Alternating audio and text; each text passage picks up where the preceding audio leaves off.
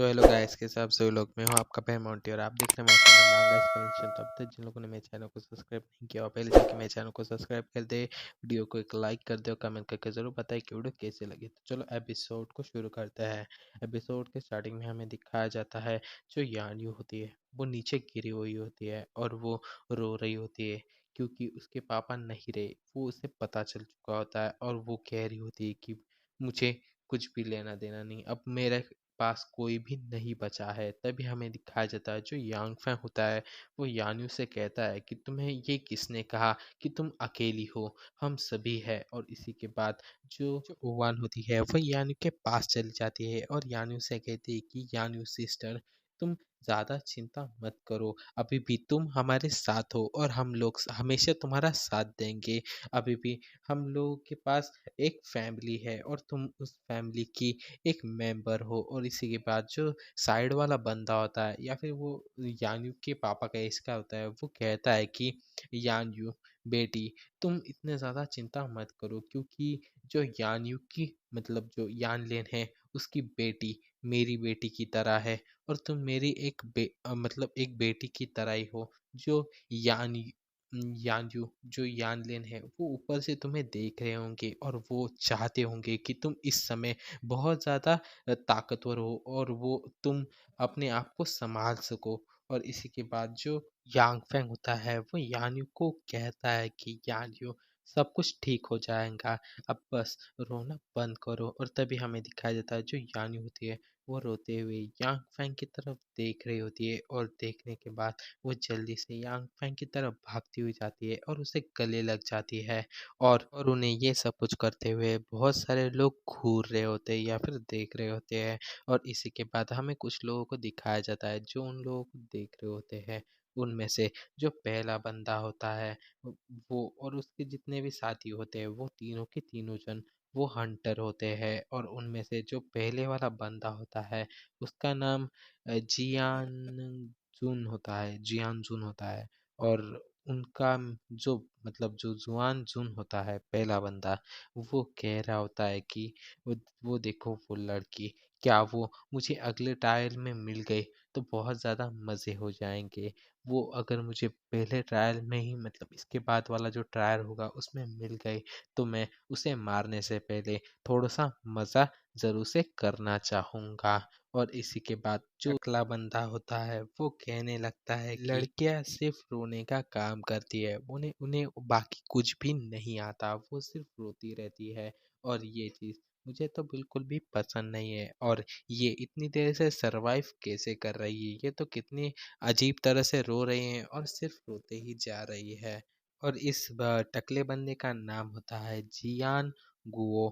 और मैं इसे कभी कभी टकला बंदा भी कह सकता हूँ और जियान गुओ भी कह सकता हूँ, तो आप लोग कंफ्यूज मत होना। और इसके बाद जो बीच वाला बंदा होता है उसका नाम होता है मो। और जो मो होता है वो कहता है कि भाइयों, हम लोगों को संभल के रहना चाहिए क्योंकि अभी जितने भी लोग बचे हैं वो सभी के सभी स्ट्रांग है, वो अपनी अपनी जगह से मुश्किल से बच पाए हैं। तो इसका मतलब ये है कि वो यहाँ पे पूरी तरह से कमज़ोर नहीं हो सकते। हमें सभी चीज़ों का ध्यान रखते हुए अपना काम करना है। और इसी के बाद हमें एक लड़के को दिखाया जाता है जो अपने मोबाइल में कुछ तो कर रहा होता है और कहता है कि अब सिर्फ 17 जन बच चुके हैं, तो अब हमारे जीतने के चांसेस क्या होने वाले हैं। और फिर हमें दिखाया जाता है उसी लड़के को, वो अपने मोबाइल में कुछ तो कर रहा होता है और उसके साथ एक आदमी खड़ा होता है और वो हम में से एक जन अब मर चुका है और ये बहुत ज़्यादा पेनफुल है, फिर भी मुझे रोना नहीं आ रहा।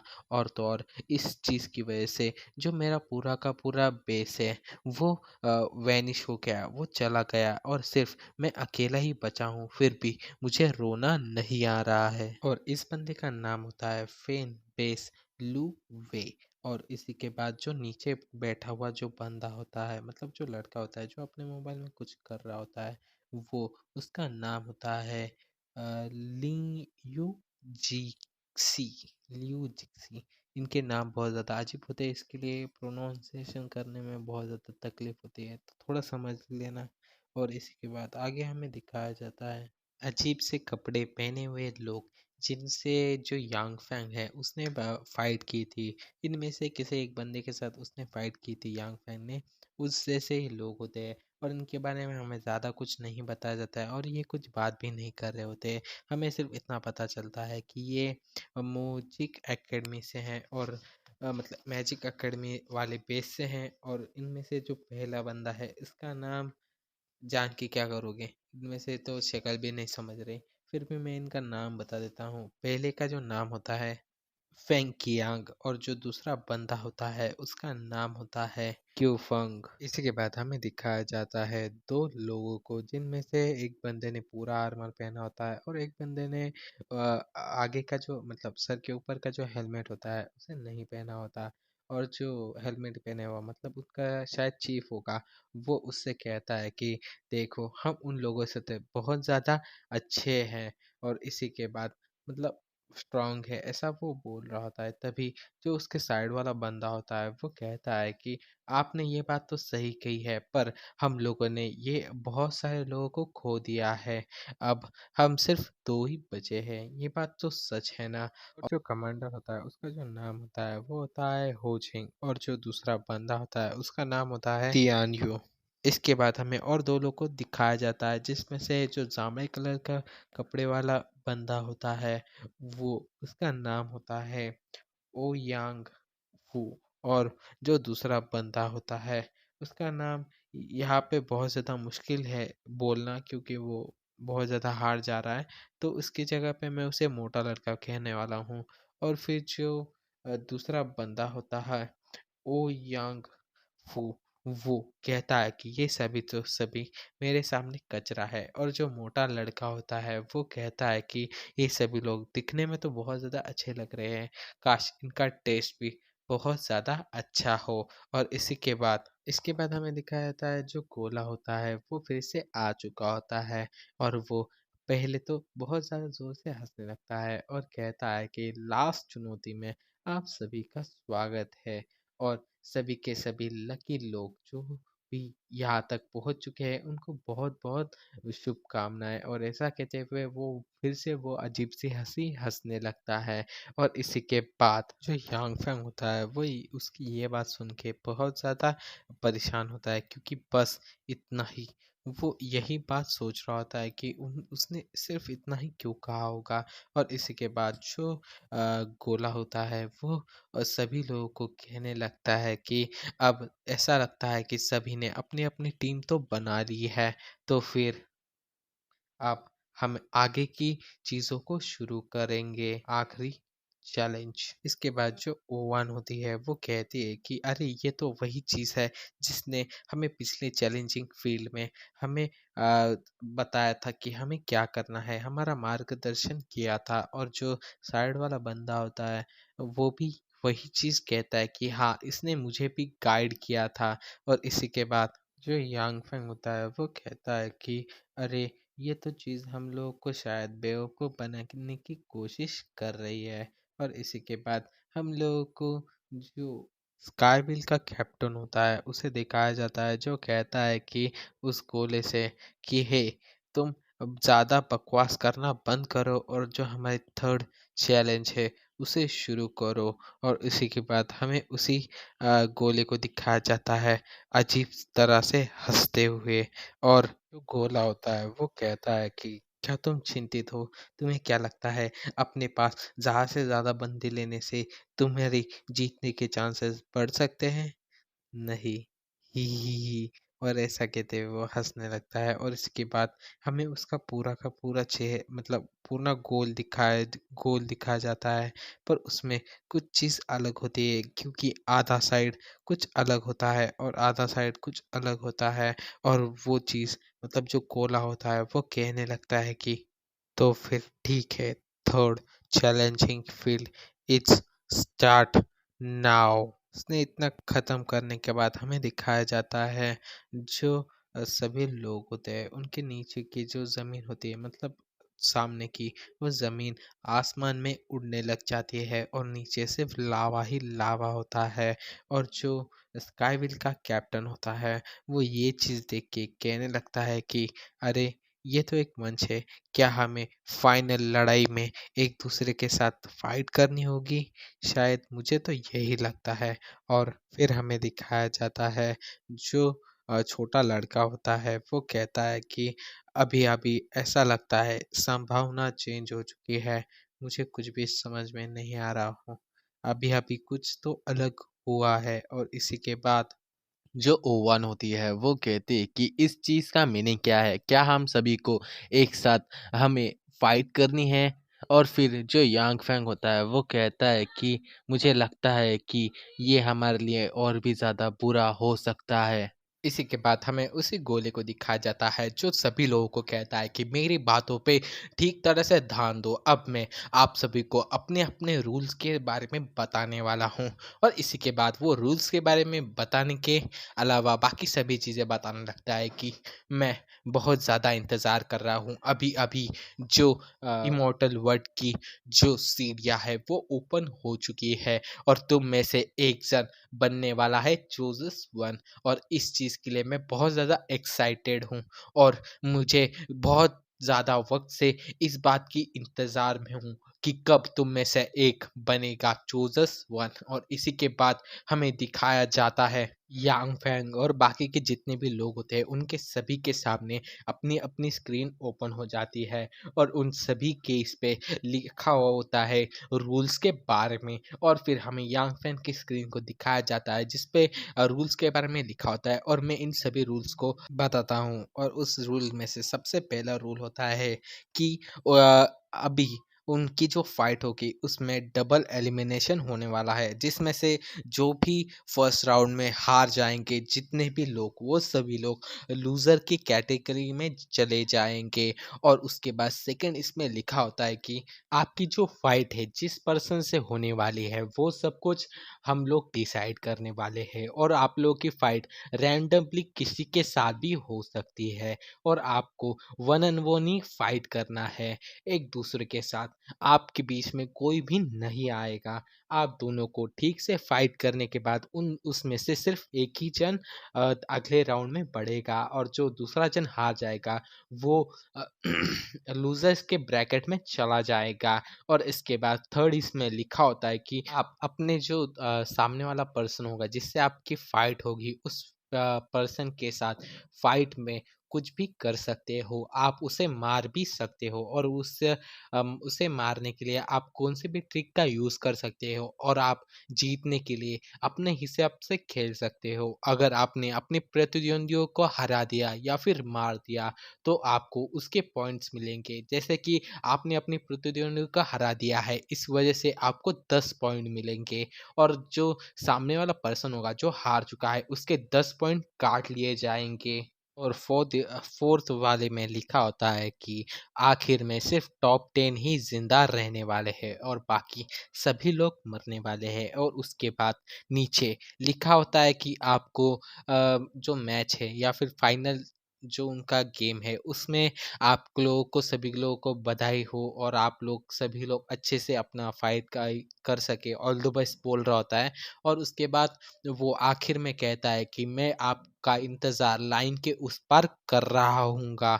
और इसी के बाद हमें आगे दिखाया जाता है जो जो यांग फेंग होता है वो ये पढ़ने के बाद सोचने लगता है कि मुझे लगता है कि जो लाइन के उस पार है वो एक से ज़्यादा आदमी हो सकते हैं क्योंकि उसने हम कहा है इसका मतलब वो अकेला नहीं है। इस चीज़ के बारे में जो यांग फेंग होता है वो सोच रहा होता है तभी हमें दिखाया जाता है जो ओवन होती है वो कहती है कि हम सभी लोगों को जीतने के लिए टॉप 10 में आना पड़ेगा।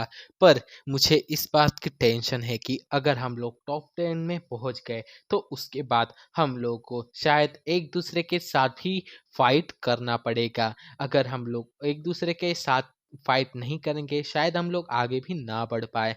तो मेरा प्रश्न ये है कि हम लोग आगे बढ़ के मतलब टॉप 10 में पहुंचने के बाद क्या एक दूसरे के साथ फाइट करने वाले हैं?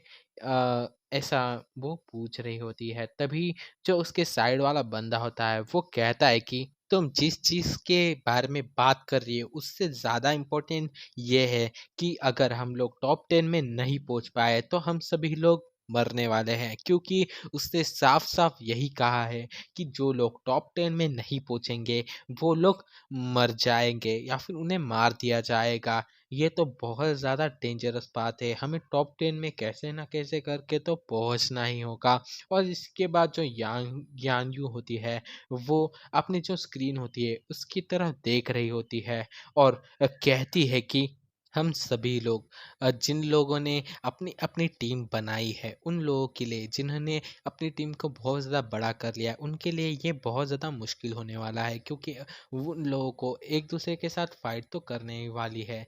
पर हम लोगों को इतना ज़्यादा टेंशन लेने की कोई भी ज़रूरत नहीं है, क्योंकि सभी के पास अपने अपने मेंबर है और हम लोग मतलब टोटल लोग 17 लोग हैं और हम लोगों की मतलब यांग फैंग और अपनी जो टीम है, उन सभी को एक दूसरे के साथ फाइट करने में अभी बहुत टाइम है। तो हम लोग जो जैसे चल रहा है उसे वैसे ही चलने देते हैं और आगे क्या होता है ये सब कुछ हम आगे जाके देखते हैं। और उसी के बाद जो यांग फैंग होता है वो सभी से कहता है कि इन सभी बातों को छोड़ दिया जाए, तो जो नियम है वो हमारे लिए बहुत ज़्यादा फायदेमंद है। और फिर जो ओवान होती है वो कहती है कि क्या क्या तुम मज़ाक कर रहे हो? जो नियम है वो हमारे लिए फ़ायदेमंद कैसे हो सकते हैं? और जो यान यू होती है वो यांग फेंग से पूछती है कि कैसे? हमारे फ़ायदेमंद कैसे हो सकते हैं? और फिर हमें दिखाया जाता है जो यांग फेंग होता है वो सभी से कहता है कि तुम सभी को इस बारे में ज़रूर से सोचना चाहिए, क्योंकि जो हमारे हमें जो नियम बताए गए हैं वो हमारे लिए क्यों फ़ायदेमंद है? क्योंकि हम लोगों की जो टीम है उनको सभी लोगों को अपने-अपने जो पॉइंट्स हैं, वो सभी को सँभाल के रखना है। और हम लोगों को जब भी ऐसा लगे कि हम लोग हारने को आ गए हैं या फिर हम में से जो एक जन है, उसके पॉइंट्स कम हो चुके हैं, तो हम लोग अपने पॉइंट्स दे के दूसरे को रिवाइव कर सकते हैं। और तो और हम लोगों को यहाँ पे जब तक हम लोग 2 राउंड नहीं हारते, तब तक हम लोगों को किसी भी बात की चिंता करने की कोई भी ज़रूरत नहीं है, क्योंकि हम लोगों को सिर्फ़ इस गेम में अपनी-अपनी जो परफ़ॉर्मेंस है वो अच्छी रखनी है और अपने जो पॉइंट्स हैं उन्हें जमा करके रखना है। अगर हम लोग ज़्यादा से ज़्यादा मतलब 1 राउंड हार जाते हैं और 1 राउंड बच जाता है, तो हम लोग 1 राउंड में तो सर्वाइव कर सकते हैं। तो इसलिए ये हमारे लिए बहुत ज़्यादा अच्छा चांस है। और यहाँ पे कहीं भी ऐसा नहीं लिखा है कि हम लोग टीम के बेसिस पर सक्सेस होने वाले हैं, मतलब हम लोगों को टीम के बेसिस पर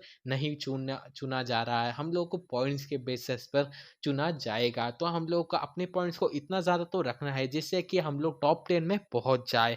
और फिर जो वन होती है वो कहती है कि मुझे कुछ भी समझ में नहीं आ रहा है, हम लोग अपने पॉइंट्स को एक दूसरे को कैसे देने वाले हैं, तुम ज़रा ठीक से बताओगे? और फिर हमें यान्यू और उसके साइड वाला जो बंदा होता है उन्हें दिखाया जाता है। जो साइड वाला बंदा होता है वो कहता है कि ऐसा लगता है कि मुझे वो मिल गया है, वो किस चीज़ की बात कर रहा है वो मुझे नहीं पता। और जो यान्यू होती है, हाँ मुझे भी।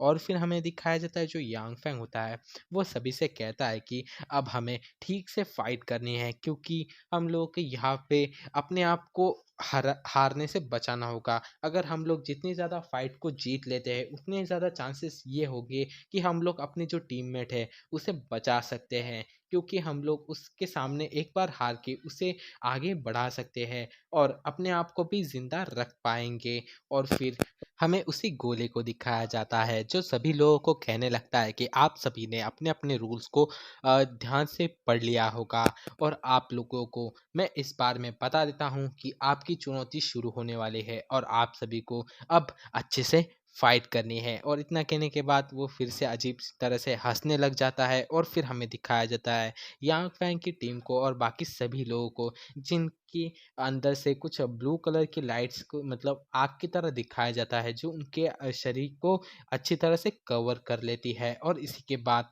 जो गोला होता है वो सभी लोगों को एक बार फिर से बताने लगता है कि जो चैलेंजिंग फील्ड है वो विनर्स के लिए एक स्वर्ग की तरह है, पर जो लोग यहाँ पे हार जाते हैं, जो लूजर्स बन जाते हैं, उनके लिए ये एक हेल है, एक नर्क की तरह है। और इसी के बाद जो सभी के सभी लोग होते हैं वो उस फायर में लिपट के जो चैलेंजिंग मतलब जो उसने ऊपर हवा में जो ज़मीन का टुकड़ा उठाया होता है उसके ऊपर चले जाते हैं। जो पोर्टल होता है वो ओपन हो चुका है इसकी वजह से। और फिर हमें दिखाया जाता है सबसे पहले जिसकी फाइट होने वाली है, हमें जो यांग फैंग है उसकी फाइट दिखाने वाली है। उससे पहले हमें उसी गोले को दिखाया जाता है जो ज़्यादा परेशान लग रहा होता है और उसकी हालत थोड़ी ख़राब होती है और वो कहने लगता है कि मुझे और ज़्यादा चाहिए, मुझे और ज़्यादा चाहिए, जल्दी कुछ तो करो, मुझे और ज़्यादा चाहिए और मैं उस चीज़ का नाम नहीं लूँगा। अगर मैंने उस चीज़ का नाम ले लिया जो ये मुझे ये गोला बोल रहा है, उससे जो ये चैनल है मतलब जो वीडियो है उसे शायद जो यूट्यूब है वो हटा सकता है, इसलिए मैं उस चीज़ का नाम नहीं लूँगा। पर हाँ, मैं उस चीज़ के बारे में आप लोगों को जो जो फ़ोटो है उसे थोड़ा-सा ज़ूम करूँगा जिससे आपको पता चल जाएगा कि उसने वहाँ पे क्या लिखा है। क्योंकि अगर मैं ऐसे ही उस चीज़ का नाम ले लूँगा तो ये वीडियो शायद बैन हो जाएगी और ये आप लोगों को दिखाई नहीं देगी। इसलिए तो अभी के लिए ये वीडियो यहीं पे ही स्टॉप करता हूँ और बहुत दिनों के बाद वीडियो बना रहा हूँ, इसलिए थोड़ा बहुत ऊपर नीचे हो गया होगा तो मुझे माफ़ कर देना। और आप लोग इसके अगले एपिसोड में यांग फैंग की बहुत ज़्यादा अच्छी फाइट को देखने वाले हैं। इसके लिए बहुत ज़्यादा अ, आप लोगों का थैंक यू कि आप लोग अभी तक मेरे चैनल के साथ बने हो, क्योंकि मैंने बहुत बड़ा गैप ले चुका था। पर अब मैं ठीक ठाक मतलब वीडियोस बनाना शुरू कर रहा हूँ और मैं सोच रहा हूँ कि बड़ी वीडियोस को ट्राई करना, मतलब जैसे मैंने ये वीडियो बड़ी बनाई है वैसे ही बड़े वीडियोस बनाओ। तो आप लोग मुझे कमेंट करके ज़रूर बताना कि मैं बड़े वीडियोस बनाऊँ या फिर 10-10 मिनट के जो हम लोग पहले से बना रहे थे, जो आप लोग देख रहे थे वैसे ही बनाऊँ। प्लीज़ मुझे कमेंट करके ज़रूर से बता देना और ये एपिसोड को ज़रूर से बता देना कैसा लगा है। और प्लीज़ भाई लोग यार इस पे ज़्यादा से ज़्यादा लाइक्स करना जिससे मुझे और ज़्यादा मोटिवेशन मिल सके, और कमेंट करना जिससे मेरी वीडियो ज़्यादा से ज़्यादा लोग तक रिकमेंड हो जाए। तो चलो मिलता हूँ आप सभी को इसके नेक्स्ट एपिसोड में, तब तक के लिए till then take care, bye bye.